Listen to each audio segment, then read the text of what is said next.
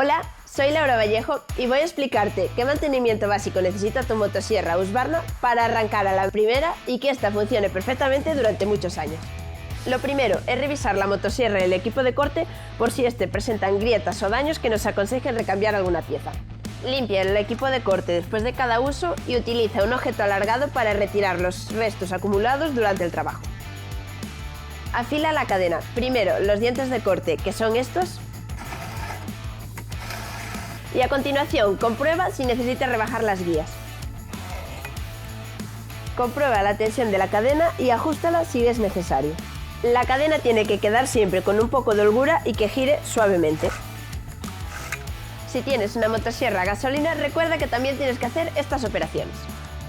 Para empezar, limpia el filtro de aire, siempre de dentro hacia afuera para no dañarlo. También hay que limpiar las aletas de refrigeración de los cilindros y la tapa del embrague. Comprueba las aletas del volante para que nada bloquee la entrada de aire para su refrigeración.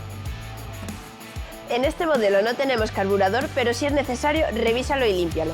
Por último, antes de encender tu motosierra, comprueba que los tornillos están bien apretados, tanto el del tensor de la cadena, la asa de freno y las asas de amarre. Y listo, tu motosierra está preparada para tu próxima jornada y para seguir trabajando contigo muchos años. Y recuerda acudir a tu distribuidor Husqvarna si alguno de estos pasos se te resiste.